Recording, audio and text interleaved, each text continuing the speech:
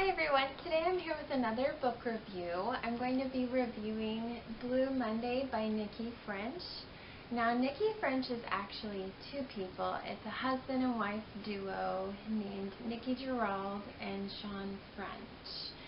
And the two of them write books together, and this is the first book in the Frida Klein series.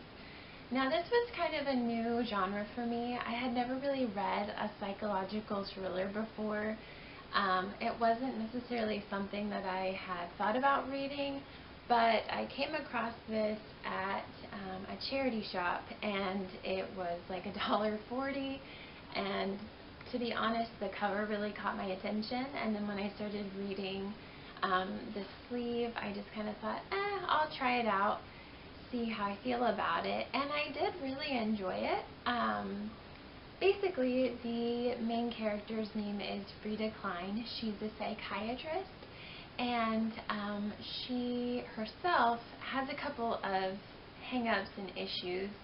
She has trouble sleeping, so often at night she roams the streets when she can't sleep, and that kind of helps her resolve some of her issues. She lives in London, so that's really interesting.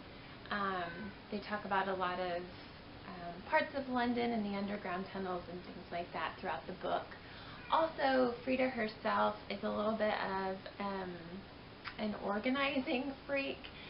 Having organization and consistency throughout her life helps her to cope with things better. So she has a very strict routine that she likes to stick with, and in a way I kind of identified with her on that because I personally really like routine.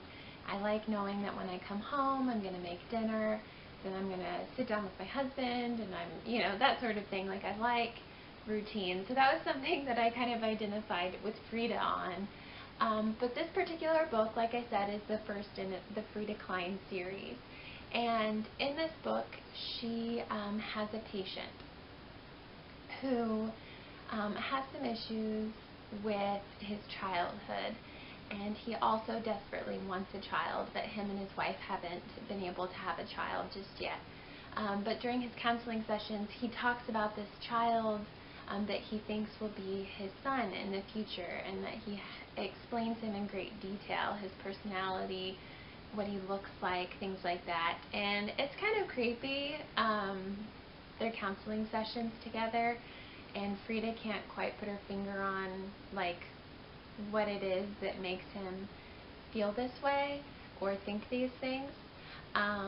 And while she's counseling him, there is a little boy named Matthew Faraday, and he is kidnapped, and he fits her patient's description of his future son. And so this kind of spins Frida off on this path where she thinks that he possibly had something to do with Matthew's disappearance.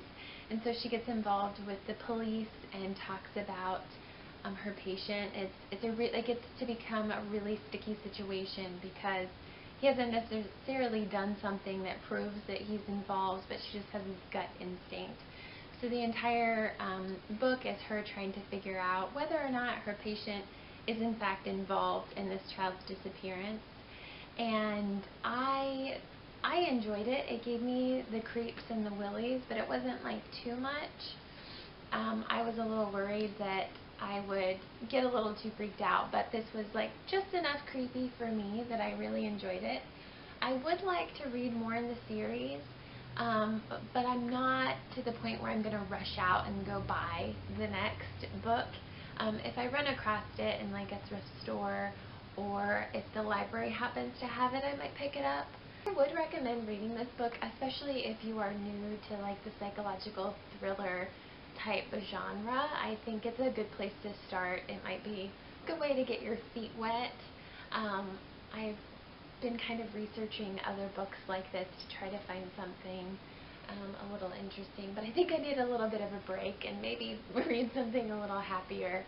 But anyway, I really enjoyed this book, and I will be back soon with more book reviews. I've been reading a lot of really good books over the last few weeks, so I'll be back with more reviews. Hope you guys have a good day.